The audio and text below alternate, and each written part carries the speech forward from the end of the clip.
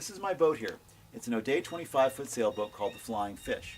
My family and I have myself, my wife, my two daughters who are young, can spend up to 3 nights on this boat without getting too crazy. It's small, but it's good for what we want to do. We can take trips to Martha's Vineyard on it, Nantucket, and other places like that. But mainly we keep it in Pleasant Bay, and because it's a shallow draft boat, which you'll see in a second, it's ideal because it doesn't bounce off the bottom at low tide, although I do run aground regularly in Pleasant Bay.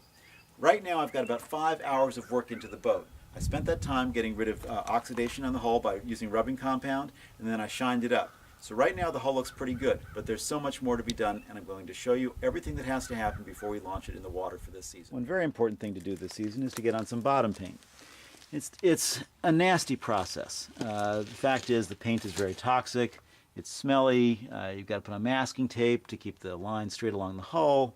I'm not going to do any scraping this year or sand it. I've done that in years past, which is truly unpleasant. So I'm just going to slap some paint on here. It'll take 2 or 3 hours, I figure.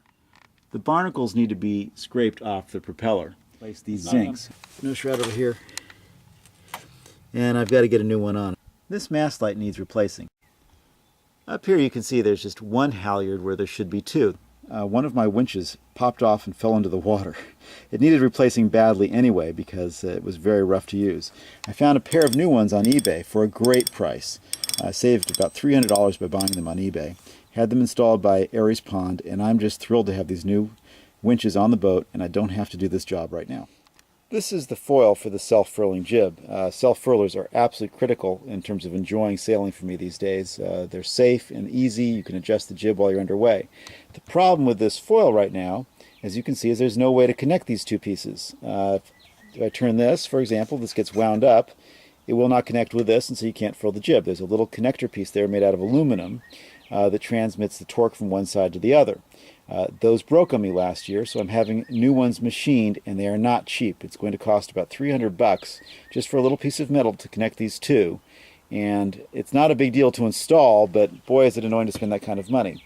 The other choice was to buy a new set of furling gear for $600 to $700 to $2,000, so I'm going with the lower cost option here. Installing it takes no time at all. It's not even worth considering. It's just the hassle factor of going to the machine shop to pick up the new pieces, and that's going to take me about an hour. Step came loose, so I have to tighten some more screws. But not a lot. What does need a little bit more time are the pieces of wood that border the hatch, the companionway. Bigger hassle, and something I've been putting off ever since I bought the boat, is replacing the tow rail. The oil filter back here, and I have to take out the oil and put in some new oil. That's a little bit of a hassle, much more than it should be, because you've got to suck it out with a tiny pump, which hardly ever pumps out the oil well, and then you've got to pour it in through a little funnel. It's not a big deal, but it ends up taking at least half an hour, and I always feel very accomplished when I've gotten it done.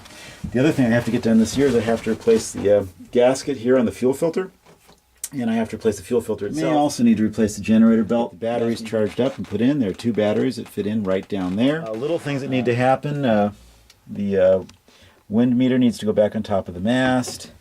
Once the boat's in the water, put in the knot meter down here in the hull. Put that back in. That's not a big deal. I've got the VHS handheld here, which is not taking a charge. And so I've got to check that out. In the cabin, everything is an unholy mess, as you're going to see.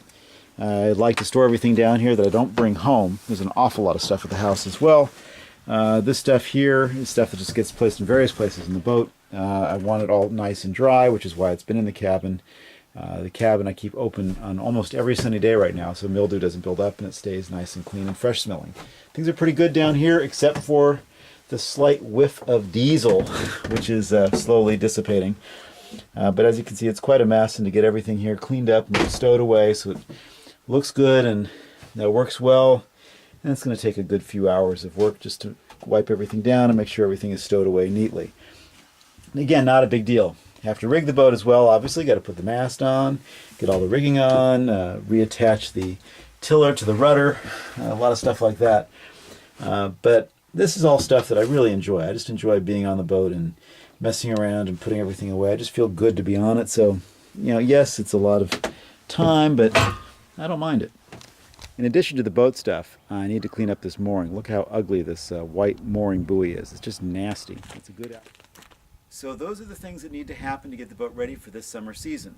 I'm sure there's something I'm forgetting, and I'm sure there are things that will come up that are unexpected. We'll go over all the work that I've done and haven't done next time. Have a great week, 2 or 3, while I'm busy here working on the boat.